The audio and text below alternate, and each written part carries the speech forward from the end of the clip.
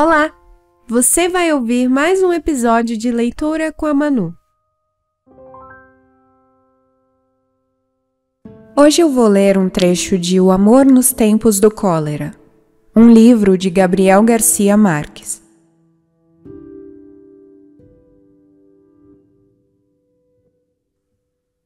Foi por essa época que chegou Jeremiah de Saint-Amour, já com os joelhos mortos e ainda sem o ofício de fotógrafo de crianças.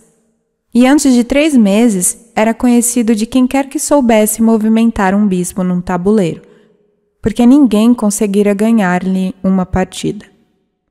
Para o Dr. Juvenal Urbino, foi um encontro milagroso, no momento em que o xadrez se transformara para ele numa paixão indomável, e já não lhe restavam muitos adversários para saciá-la. Graças a ele, Jeremiah de Saint-Amour pôde ser o que foi entre nós. O Dr. Urbino se converteu em seu protetor incondicional, em seu fiador de tudo, sem se dar sequer trabalho de averiguar quem era, nem o que fazia, nem de que guerras sem glórias vinha naquele estado de invalidez e descalabro. Acabou por emprestar-lhe dinheiro para que montasse o estúdio de fotógrafo, que Jeremiah de Saint-Amour pagou com um rigor de pobre soberbo, até o último vintém, a partir do instante em que retratou o primeiro menino assustado pelo relâmpago de magnésio. A causa de tudo foi o xadrez. A princípio, jogavam às 7 da noite, depois do jantar, com justas vantagens para o médico, em razão da superioridade notória do adversário, mas cada vez com menos vantagens, até que emparelharam. Mais tarde, quando o senhor Galileu da Conte abriu a primeira sala de cinema, Jeremiah de Saint-Amour foi um dos seus clientes mais assíduos, e as partidas de xadrez se reduziram às noites em que não se estreava nenhuma fita. Nessa altura, se havia tornado tão amigo do médico que este o acompanhava ao cinema, mas sempre sem a esposa, em parte porque ela não tinha paciência para seguir o fio dos enredos difíceis, e em parte porque sempre lhe pareceu, por puro olfato, que Jeremiah de Saint-Amour não era uma boa companhia para ninguém. Seu dia diferente era o domingo. Assistia à missa solene da catedral e depois voltava para casa, e ali ficava descansando e lendo na varanda do quintal. Poucas vezes saía para ver um doente em dia de guarda, a menos que fosse de extrema urgência. E há muitos anos não aceitava nenhum compromisso social que não fosse quase obrigatório. Naquele dia de Pentecostes, por uma coincidência excepcional, haviam concorrido 2 acontecimentos raros: a morte de um amigo e as bodas de prata de um discípulo eminente. Mesmo assim, em vez de regressar à casa sem rodeios, como previra depois de atestar a morte de Jeremiah de Saint-Amour, se deixou arrastar pela curiosidade. Logo que subiu no carro, fez uma recapitulação rápida da carta póstuma e ordenou ao cocheiro que o levasse a um endereço difícil no antigo bairro dos escravos. Aquela determinação era tão estranha a seus hábitos que o cocheiro quis ter certeza de que não havia algum erro. Não havia. O endereço era claro, e quem o escrevera tinha motivos de sobra para conhecê-lo muito bem. O Dr. Urbino voltou então à primeira folha e mergulhou outra vez naquele manancial de revelações indesejáveis que teriam podido mudar-lhe a vida. Mesmo na sua idade, se tivesse conseguido convencer a si mesmo de que não eram os delírios de um desenganado. O humor do céu tinha começado a se descompor desde muito cedo, e estava nublado e fresco, mas não havia riscos de chuva antes do meio-dia. Tratando de encontrar um caminho mais curto, o cocheiro se meteu pelas ladeiras empedradas da cidade colonial. E teve que parar muitas vezes para que o cavalo não se espantasse com a desordem dos colégios e congregações religiosas que voltavam da liturgia do Pentecostes. Havia grinaldas de papel nas ruas, músicas e flores, e moças com sombrinhas coloridas e véus de musselina que vinham passar a festa dos balcões. Na praça da Catedral, onde se distinguia a estátua do Libertador entre as palmeiras africanas e as novas luminárias de globos, havia um engarrafamento de automóveis à saída da missa. E não restava um lugar disponível no venerável e barulhento café da paróquia. O único carro de cavalos era o do Dr. Urbino, e se diferenciava muito dos muito poucos que restavam na cidade, porque mantinha sempre o brilho da capota de charão e tinha as ferragens de bronze, para que o salitre não as comesse, e as rodas e varais pintados de vermelho com frisos dourados, como nas noites de gala da Ópera de Viena. Além disso, enquanto mesmo as famílias mais cheias de si se conformavam com cocheiros que ostentassem uma camisa limpa, ele continuava exigindo do seu a libré de veludo soturno e a cartola de domador de circo, coisas que eram não só anacrônicas, como representavam uma falta de misericórdia na canícula do Caribe. Apesar do seu amor quase maníaco pela cidade e de conhecê-la melhor do que ninguém, o Dr. Juvenal Urbino tinha tido muito poucas vezes motivo, como o daquele domingo, para se aventurar sem hesitações pela mixórdia do antigo bairro dos escravos. O cocheiro teve de dar muitas voltas e perguntar várias vezes para encontrar o endereço. O Dr. Urbino reconheceu de perto a inércia dos pântanos, seu silêncio fatídico, suas ventosidades de afogado, que em tantas madrugadas de insônia subiam até seu quarto, de envolta com a fragrância dos jasmins de quintal, em que ele sentia passar como um vento de ontem, que nada tinha a ver com a sua vida. Mas aquela pestilência, tantas vezes idealizada pela saudade, se converteu numa realidade insuportável, quando o carro começou a dar saltos pelo lodaçal das ruas, onde os urubus disputavam entre si os restos do matadouro arrastados pelo mar em retirada.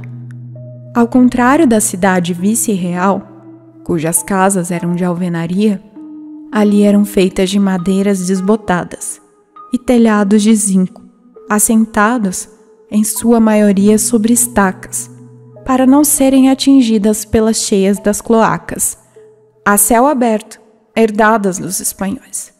Tudo tinha um aspecto miserável e desamparado. Mas das tavernas sórdidas saía o trovão de música da pândega, sem Deus nem lei do Pentecoste dos pobres. Quando afinal encontraram o endereço, o carro ia perseguido por malta de meninos nus que troçavam dos atavios teatrais do cocheiro, e que este tinha que espantar a chicote.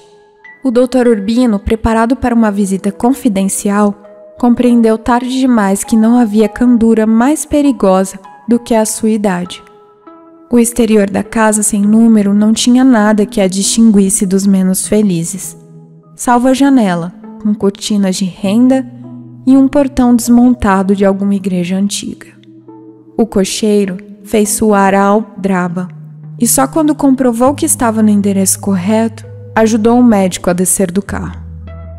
O portão fora aberto sem barulho, e na penumbra interior estava uma mulher madura, vestida de preto absoluto e com uma rosa vermelha na orelha. Apesar de seus anos, que não eram menos de 40, continuava sendo uma mulata altiva, de olhos dourados e cruéis, e o cabelo ajustado à forma do crânio como um capacete de palha de aço. O Dr. Urbino não a reconheceu, embora a tivesse visto várias vezes entre as nebulosas das partidas de xadrez no estúdio do fotógrafo, e em alguma ocasião lhe havia receitado uns envelopes de quinina para as febres terças.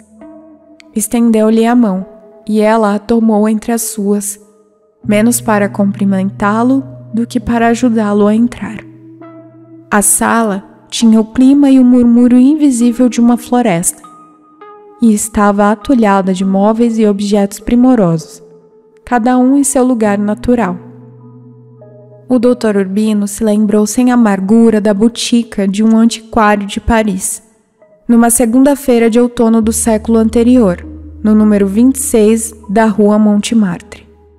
A mulher se sentou diante dele e lhe falou num castelhano difícil. "Esta é sua casa, doutor", disse. "Não esperava tão cedo." O doutor Urbino se sentiu denunciado. Observou-a com o seu coração. Observou seu luto intenso, a dignidade da sua angústia. E então compreendeu que aquela era uma visita inútil, porque ela sabia melhor do que ele tudo quanto estava dito e justificado na carta póstuma de Jeremiah de Saint-Amour. Assim era. Ela o havia acompanhado até muito poucas horas antes da sua morte. Como o havia acompanhado durante meia vida com uma devoção e uma ternura submissa que se pareciam demais com o amor. E sem que ninguém o soubesse, nesta sonolenta capital de província, onde eram do domínio público até os segredos de Estado. Tinham se conhecido numa hospedaria de viandantes de Port-au-Prince, onde ela nascera, e ele havia passado seus primeiros tempos de fugitivo.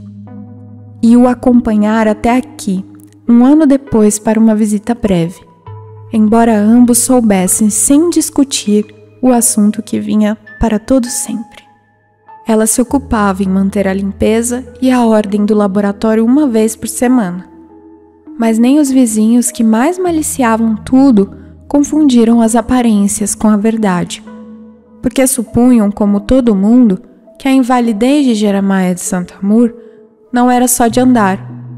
O próprio Dr. Urbino o supunha por razões médicas bem fundadas e jamais teria acreditado que tivesse uma mulher, caso ele mesmo não o houvesse revelado na carta. Fosse como fosse, lhe dava trabalho entender que dois adultos livres e sem passado, à margem dos preconceitos de uma sociedade fechada em si mesma, tivessem escolhido o risco dos amores proibidos. Ela lhe explicou. Era seu gosto. Além disso, a clandestinidade compartilhada com um homem que nunca tinha sido seu por completo e na qual mais de uma vez conheceram a explosão instantânea da felicidade, não lhe pareceu uma condição indesejável. Ao contrário, a vida lhe havia demonstrado que talvez fosse exemplar. Na noite anterior tinham ido ao cinema, cada um por sua conta, e em assentos separados, como iam pelo menos 2 vezes por mês, desde que o imigrante italiano Sr. Galileo da Conte instalou um salão a céu aberto nas ruínas de um convento do século XII. Viram uma fita baseada num livro que tinha estado na moda o ano anterior, e que o Dr. Urbino tinha lido com o coração desolado pela barbárie da guerra. Nada de novo na frente ocidental. Reuniram-se depois no laboratório, e ela o achou disperso e nostálgico, e pensou que era por causa das cenas brutais dos feridos moribundos na lama. Tratando de distraí-lo, convidou-o a jogar xadrez, e ele tinha aceito para lhe fazer gosto, mas jogava desatento, com as pedras brancas, é claro, até que descobriu, antes dela, que ia ser derrotado em 4 jogadas mais, e se rendeu sem glória.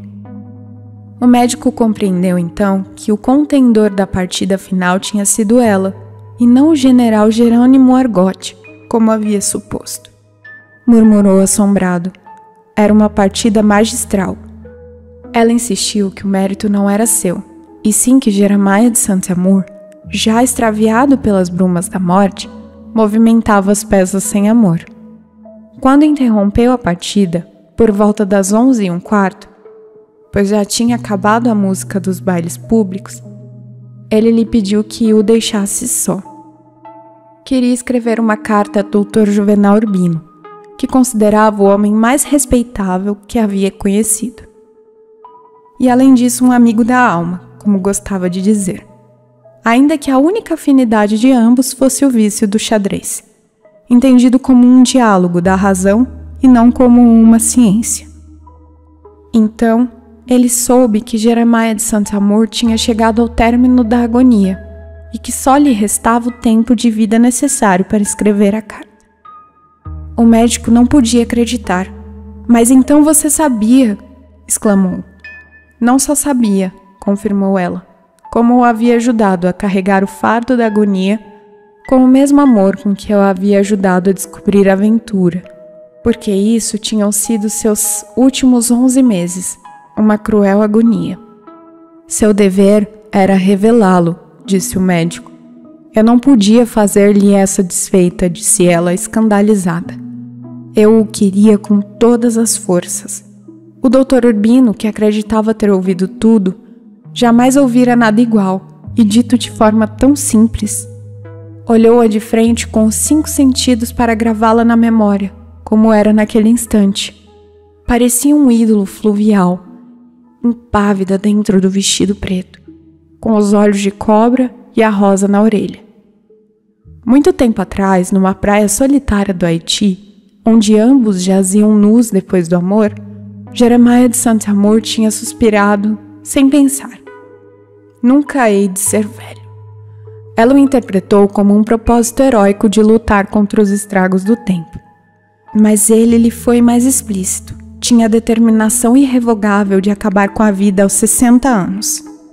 De fato, os havia completado a 23 de janeiro desse ano, e então tinha marcado como prazo último a véspera de Pentecostes, que era a festa maior da cidade consagrada ao culto do Espírito Santo. Não havia nenhum detalhe da noite anterior que ela não tivesse conhecido de antemão, e falavam disso com frequência, descendo juntos a torrente irreparável dos dias, que já nem ele nem ela podiam deter. Jeremiah de Saint-Amour amava a vida com uma paixão sem sentido. Amava o mar e o amor. Amava seu cachorro e ela. E à medida que a data se aproximava, ia sucumbindo ao desespero, como se sua morte não tivesse sido uma decisão própria, e sim um destino inexorável. Ontem à noite, quando o deixei só, já não era deste mundo, disse ela. Tinha querido levar consigo o cão, mas ele o contemplou cochilando perto das muletas e o acariciou com a ponta dos dedos. Disse, sinto, mas Mr. Woodrow Wilson vai comigo. Pediu a ela que o amarrasse pela pata ao catre enquanto ele escrevia, e ela o fez com um nó falso para que ele pudesse se soltar. Aquele tinha sido seu único ato de deslealdade, e se justificava pelo desejo de continuar recordando o amo nos olhos hibernais de seu cachorro.